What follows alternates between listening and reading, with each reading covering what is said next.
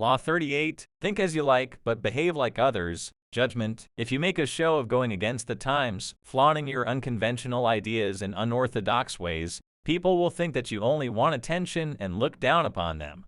They will find a way to punish you for making them feel inferior. It is far safer to blend in and nurture the common touch. Share your originality only with tolerant friends and those who will appreciate your uniqueness. Think with the few and speak with the many. It is easy to run into danger by trying to swim against the stream. Only Socrates could attempt to do that. Disagreement is regarded as offensive because it is a condemnation of the views of others. Numbers of the disgruntled grow on account either of some matter that has been the object of censure or of some person who has praised it. Truth is for the few, error is as usual as it is vulgar. Nor is the wise man to be recognized by what he says in the marketplace, for he speaks there not with his voice, but with that of universal folly, however much his inmost thoughts may gainsay it.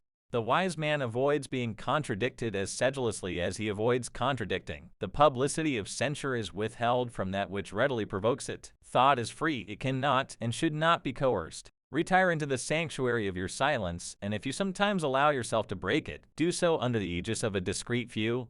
Baltazar Gratian 1601–1658, transgression of the law. Around the year 478 PC, the city of Sparta sent an expedition to Persia led by the young Spartan nobleman Pausanias.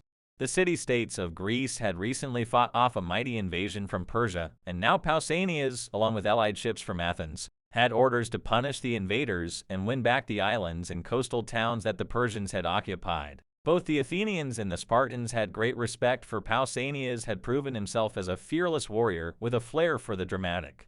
With amazing speed, Pausanias and his troops took Cyprus, then moved on to the mainland of Asia known as the Hellespont, and captured Byzantium, modern-day Istanbul. Now master of part of the Persian Empire, Pausanias began to show signs of behavior that went beyond his normal flamboyance. He appeared in public wearing pomades in his hair and flowing Persian robes, and accompanied by a bodyguard of Egyptians.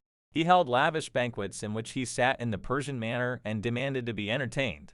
He stopped seeing his old friends, entered into communication with the Persian king Xerxes, and all in all affected the style and manner of a Persian dictator. Power and success had gone to Pausanias' head. His army, Athenians and Spartans alike, at first thought this a passing fancy. He had always been a bit exaggerated in his gestures, but when he flaunted his disdain for the Greeks' simple way of life and insulted the common Greek soldier, they began to feel he had gone too far.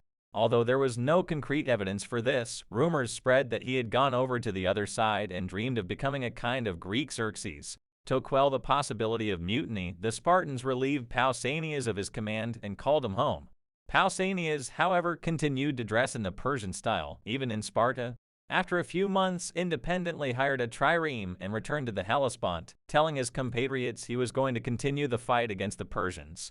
However, he had different plans to make himself ruler of all Greece, with the aid of Xerxes himself. The Spartans declared him a public enemy and sent a ship to capture him. Pausanias surrendered, certain that he could clear himself of the charges of treason. It did come out during the trial that during his reign as commander, he had offended his fellow Greeks time and again, erecting monuments, for instance, in his own name, rather than in those of the cities whose troops had fought alongside him, as was the custom. Yet Pausanias proved right. Despite the evidence of his numerous contacts with the enemy, the Spartans refused to imprison a man of such noble birth and let him go. Now thinking himself untouchable, Pausanias hired a messenger to take a letter to Xerxes, but the messenger instead took the letter to the Spartan authorities. These men wanted to find out more, so they had the messenger arrange to meet Pausanias in a temple where they could hide and listen behind a partition. What Pausanias said shocked them. They had never heard such contempt for their ways spoken so brazenly by one of their own, and they made arrangements for his immediate arrest. On his way home from the temple, Pausanias got word of what had happened. He ran to another temple to hide, but the authorities followed him there and placed sentries all around. Pausanias refused to surrender. Unwilling to forcibly remove him from the sacred temple, the authorities kept him trapped inside until he eventually died of starvation. Being vixit, he being latuit, he lives well who conceals himself well. Ovid c. 2043 BC AD. 18. Interpretation. At first glance, it might seem that Pausanias simply fell in love with another culture, a phenomenon as old as time. Never comfortable with the asceticism of the Spartans, he found himself enthralled by the Persian love of luxury and sensual pleasure. He put on Persian robes and perfumes with a sense of deliverance from Greek discipline and simplicity.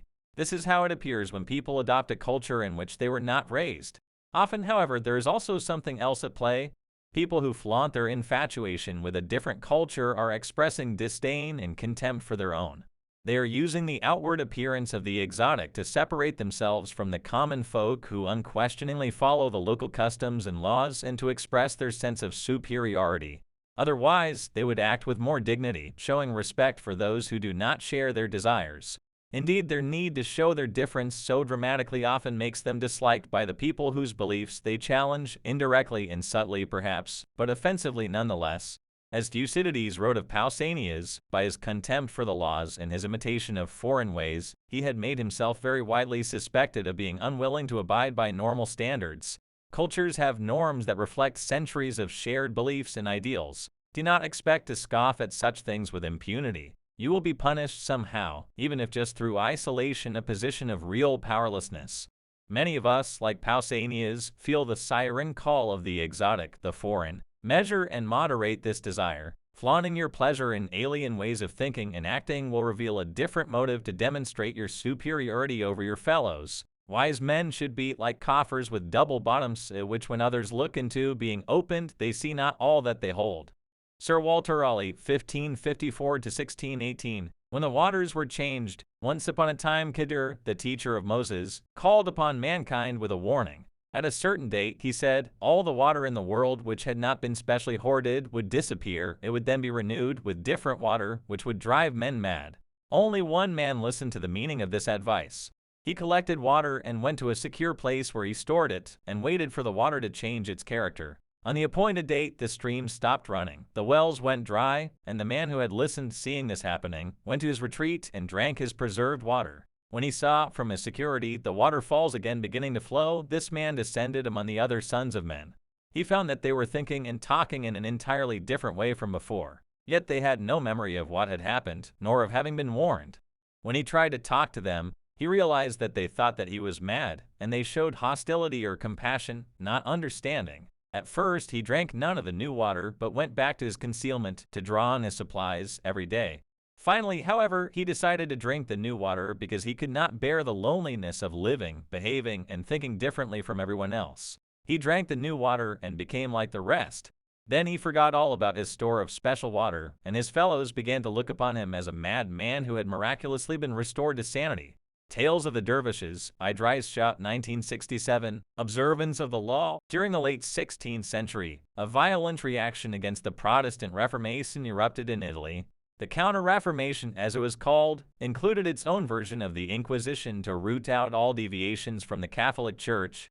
Among its victims was the scientist Galileo, but an important thinker who suffered even greater persecution was the Dominican monk and philosopher Tommaso Campanella. A follower of the materialist doctrine of the Roman philosopher Epicurus, Campanella did not believe in miracles or in heaven and hell. The church had promoted such superstitions, he wrote, to control the common folk by keeping them in fear. Such ideas verged on atheism, and Campanella expressed them incautiously. In 1593, the Inquisition threw him into prison for his heretical beliefs.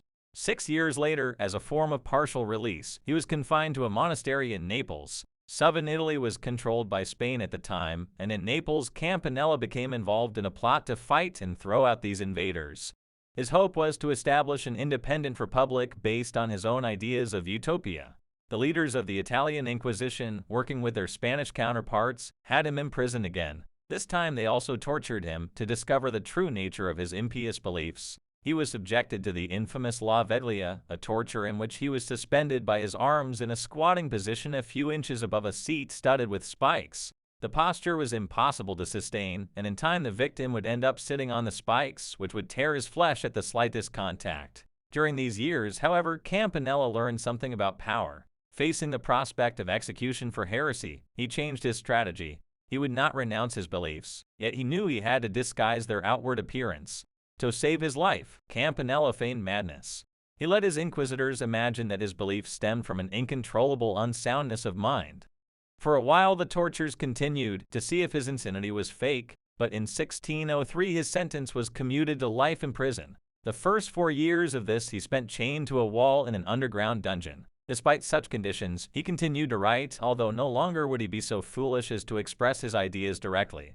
One book of Campanella's, The Hispanic Monarchy, promoted the idea that Spain had a divine mission to expand its powers around the world and offered the Spanish king practical, Machiavelli-type advice for achieving this. Despite his interest in Machiavelli, the book in general presented ideas completely the opposite of his own. The Hispanic monarchy was a ploy, an attempt to show his conversion to orthodoxy in the boldest manner possible. It worked. In 1626, 6 years after its publication, the Pope finally let Campanella out of prison. Shortly after gaining his freedom, Campanella wrote Atheism Conquered, a book attacking freethinkers, Machiavellians, Calvinists, and heretics of all stripes. The book is written in the form of debates in which heretics express their beliefs and are countered by arguments for the superiority of Catholicism. Campanella had obviously reformed his book, made that clear. Or did it? The arguments in the mouths of the heretics had never before been expressed with such verve and freshness. Pretending to present their side only to knock it down, Campanella actually summarized the case against Catholicism with striking passion. When he argued the other side, supposedly his side, on the other hand, he resorted to stale cliches and convoluted rationales. Brief and eloquent, the arguments seemed bold and sincere. The lengthy arguments for Catholicism seemed tiresome and unconvincing. Catholics who read the book found it disturbing and ambiguous, but they could not claim it was heretical or that Campanella should be returned to prison. His defense of Catholicism, after all, used arguments they had used themselves. Yet in the years to come, Atheism Conquered became a Bible for atheists, Machiavellians, and libertines who used the arguments Campanella had put in their mouths to defend their dangerous ideas. Combining an outward display of conformity with an expression of his true beliefs in a way that his sympathizers would understand, Campanella showed that he had learned his lesson. Interpretation in the face of awesome persecution. Campanella devised 3 strategic moves that saved his hide, freed him from prison, and allowed him to continue to express his beliefs. First, he feigned madness, the medieval equivalent of disavowing responsibility for one's actions, like blaming one's parents today. Next, he wrote a book that expressed the exact opposite of his own beliefs. Finally, and most brilliantly of all, he disguised his ideas while insinuating them at the same time. It is an old but powerful trick. You pretend to disagree with dangerous ideas, but in the course of your disagreement, you give those ideas expression and exposure. You seem to conform to the prevailing orthodoxy, but those who know will understand the irony involved. You are protected. It is inevitable in society that certain values and customs lose contact with their original motives and become oppressive. And there will always be those who rebel against such oppression, harboring ideas far ahead of their time. As Campanella was forced to realize, however, there is no point in making a display of your dangerous ideas if they only bring you suffering and persecution. Martyrdom serves a purpose. Better to live in an oppressive world, even to thrive in it. Meanwhile, find a way to express your ideas subtly for those who understand you. Laying your pearls before swine will only bring you trouble. Never combat any man's opinion, for though you reach the age of Methuselah, you would never have done setting him right upon all the absurd things that he believes. It is also well to avoid correcting people's mistakes in conversation, however good your intentions be, for it is easy to offend people, and difficult, if not impossible, to mend them. If you feel irritated by the absurd remarks of 2 people whose conversation you happen to overhear, you should imagine that you are listening to the dialogue of 2 fools in a comedy. Probatum est. The man who comes into the world with the notion that he is going to instruct it in matters of the highest importance may thank his stars if he escapes with a whole skin. Arthur Schopenhauer, 1788 to 1806 TFOR. A long time I have not said what I believed, nor do I ever believe what I say. And if indeed sometimes I happen to tell the truth, I hide it among so many lies that it is hard to find. Niccolò Machiavelli, in a letter to Francesco Nicciardini, May 17, 1521, Keys to power. We all tell lies and hide our true feelings, for complete free expression is a social impossibility. From an early age we learn to conceal our thoughts, telling the prickly and insecure what we know they want to hear, watching carefully lest we offend them. For most of us, this is natural. There are ideas and values that most people accept, and it is pointless to argue. We believe what we want to then, but on the outside wear a mask. There are people, however, who see such restraints as an intolerable infringement on their freedom, and who have a need to prove the superiority of their values and beliefs. In the end, though, their arguments convince only a few and offend a great deal more. The reason arguments do not work is that most people hold their ideas and values without thinking about them. There is a strong emotional content in their beliefs. They do not want to have to rework their habits of thinking. And when you challenge them, whether directly through your arguments or indirectly through your behavior, they are hostile. Wise and clever people learn early on that they can display conventional behavior and mouth conventional ideas without having to believe in them. The power these people gain from blending in is that of being left alone to have the thoughts they want to have and to express them to the people they want to express them to without suffering isolation or ostracism. Once they have established themselves in a position of power, they can try to convince a wider circle of the correctness of their ideas, perhaps working indirectly using Campanella's strategies of irony and insinuation. In the late 14th century, the Spanish began a massive persecution of the Jews, murdering thousands and driving others out of the country. Those who remained in Spain were forced to convert. Yet over the next 300 years, the Spanish noticed a phenomenon that disturbed them. Many of the converts lived their outward lives as Catholics, yet somehow managed to retain their Jewish beliefs, practicing the religion in private. Many of these so-called Marranos, originally a derogatory term being Spanish for pig, attained high levels of government office, married into the nobility, and gave every appearance of Christian piety, only to be discovered late in life as practicing Jews. The Spanish Inquisition was specifically commissioned to ferret them out. Over the years, they mastered the art of dissimulation, displaying crucifixes liberally, giving generous gifts to churches, and even occasionally making anti-Semitic remarks, and all the while maintaining their inner freedom and beliefs. In society, the Marranos knew that outward appearances are what matter. This remains true today. The strategy is simple, as Campanella did in writing Atheism Conquered: make a show of blending in, even going so far as to be the most zealous advocate of the prevailing orthodoxy. If you stick to conventional appearances in public, few will believe you think differently in private. The citizen and the traveler. Look around you, said the citizen. This is the largest market in the world. Oh, surely not, said the traveler. Well, perhaps not the largest, said the citizen, but much the best. You are certainly wrong there, said the traveler. I can tell you. They buried the stranger in the dusk. Fables, Robert Louis Stevenson, 1850 to 1894. If Machiavelli had had a prince for the disciple, the first thing he would have recommended him to do would have been to write a book against Machiavellism. Voltaire, 1694 to 1778. Do not be so foolish as to imagine that in our own time, the old orthodoxies are gone. Jonas Salk, for instance, thought science had gotten past politics and protocol. And so, in his search for a polio vaccine, he broke all the rules, going public with his discovery before showing it to the scientific community, taking credit for the vaccine without acknowledging the scientists who had paved the way, and making himself a star. The public may have loved him, but scientists shunned him. His disrespect for his community's orthodoxies left him isolated, and he wasted years trying to heal the breach and struggling for funding and cooperation. Bertolt Brecht underwent a modern form of inquisition, the House Un-American Activities Committee, and approached it with considerable canniness. Having worked off and on in the American film industry during World War II, in 1947 Brecht was summoned to appear before the committee to answer questions on his suspected communist sympathies. Other writers called before the committee made a point of attacking its members, and of acting as belligerently as possible to gain sympathy for themselves.